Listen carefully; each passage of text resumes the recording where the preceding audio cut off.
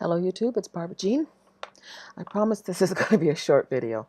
I wanted to bring up something that has always been a puzzle to me until the Lord explained it to me just a couple of days ago. It's just a little thing that may have been a bit of a curiosity to some people. It's a very strange verse in actually two places. Jesus makes the statement, Matthew 16:28 and Luke 9:27. I think I'll just read one of them because they're the same. Matthew 16:24, Matthew 16:28. Actually, let me just read the whole passage from 24. Then Jesus said unto his disciple, If any man will come after me, let him deny himself and take up his cross and follow me. For whosoever shall save his life shall lose it, and whoever shall lose his life for my sake shall find it. For what is a man profited if he shall gain the whole world and lose his own soul? Or what shall a man give in exchange for his soul? For the Son of Man came in the glory of his Father with his angels, and he shall reward every man according to his works. Verily I say unto you, there be some standing here which shall not taste of death till they see the Son of Man coming in his glory, in his kingdom.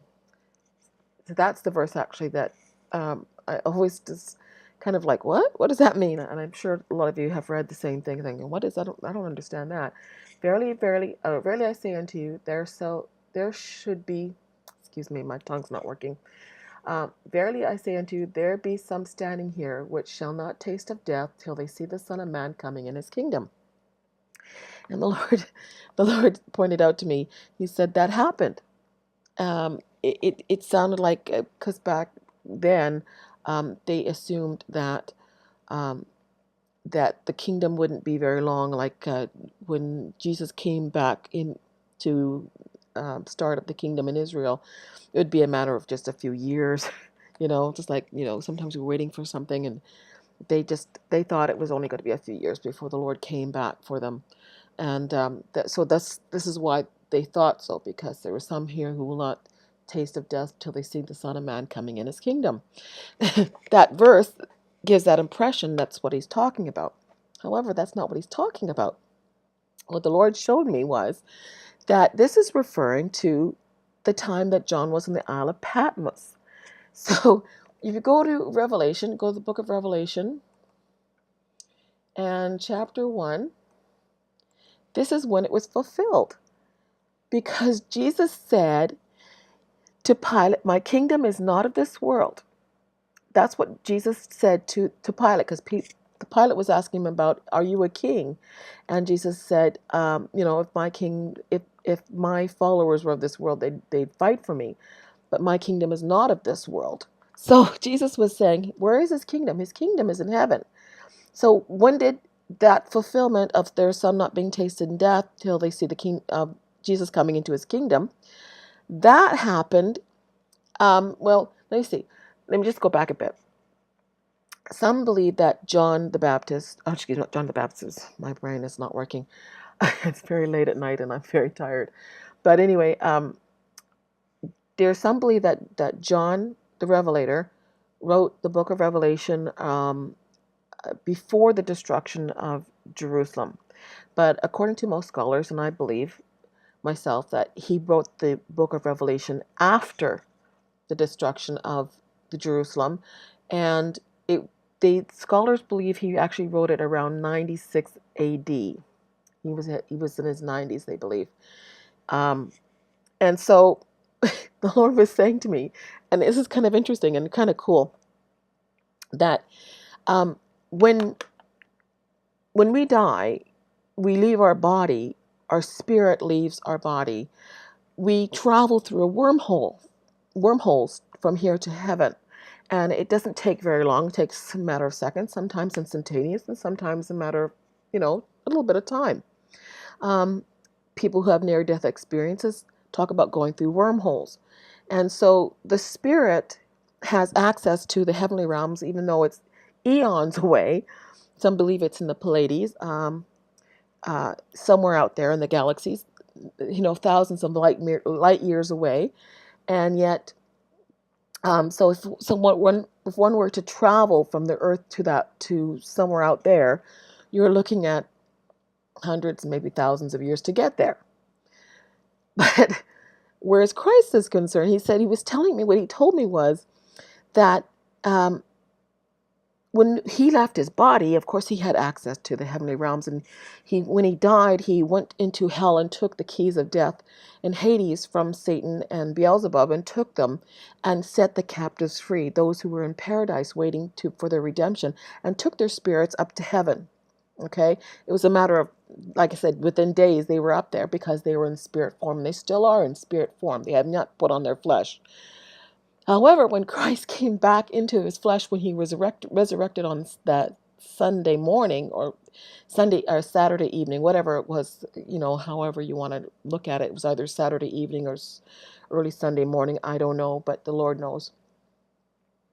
When he came back into his body, he put on a flesh form, although it's transformed and incorruptible and immortal. It is put his flesh, he still put on his flesh, but it was transformed because of his glory of his spirit, his flesh transformed. Now, he doesn't have blood. Remember, I just want to point that out to those people who say flesh and blood can't inherit the earth or inherit the kingdom of God. They're right. Flesh and blood cannot. However, Jesus Christ no longer has any blood in him.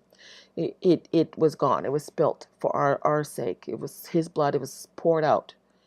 And so when he came into his old flesh, the glory of his spirit transformed his flesh. I don't understand it. I don't get it. But the Lord knows, and I believe it. So that's all I have to go with that.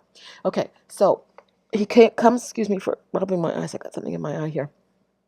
Anyway, so when he comes back into his flesh, he has to have a way to get back to heaven. And it's not going to go through a wormhole. He's not going through a wormhole because he's now got a flesh body. He has to transport to heaven in a different vehicle rather than a wormhole, and it's going to take a little bit more time. It's funny. This is what he told me. He was telling me this, that it took a little more time, and the time he left was about 30 AD. So the time that John wrote the book of Revelation was 96 AD. So you're looking at 60-ish years, maybe a little less, a little more. I don't know. So around 60 years. It took him 60 years to get from the earth to heaven. That's when he came into his kingdom. Revelation chapter 1 verses, let's see.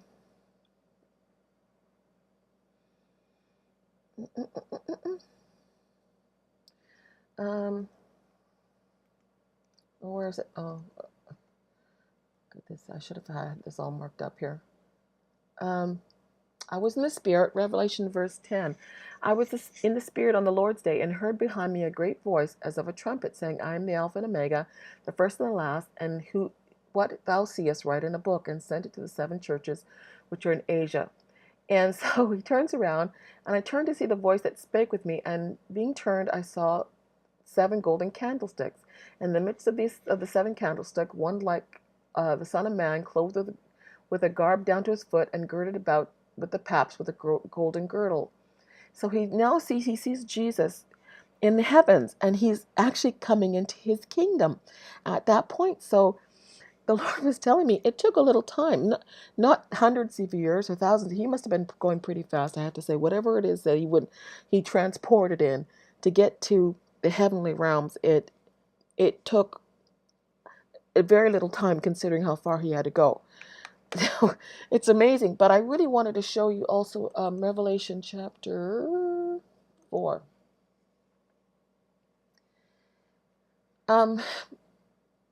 This I wanted to point out and something here that most people get confused about on this chapter 4 of Revelation. This is John having the wonderful privilege of seeing Jesus presenting himself to the Father. This is the first time the Father sees Jesus after his ascension. Basically, he hasn't in the Spirit. He was able to go back and forth to heaven, but now Jesus. This is why he says to Mary, "Don't touch me." She went to hug him, and he said, "Oh, not yet. I have to present myself to the Father first." And so there was something about not touching that had to be honored, I guess, in some way. At that point, he had to stay a little distant, I think, physically from people, particularly women. But anyway, that's another subject, I'm sure, for another day. Um, but what he was showing me was um, that he wasn't going to be able to present himself to the Father until he reached the heavenly places. And John, going back to the original thought here, saw him coming into his kingdom, which is in heaven. That's his heavenly kingdom. And John was alive to see it. So that verse was actually fulfilled around 90 AD when John was given the privilege to see what happened in the heavenly realms when Jesus arrived in the heavenly kingdom. And it was at that point that God handed Jesus the scroll 2,000 years ago, when God gave him the scrolls to start breaking the seals. And so that I just wanted to bring up. I thought that was kind of cool. And so anyway, I think that's all I'm going to say. And guess what? I kept it under 12 minutes. Woohoo! Talk to you later.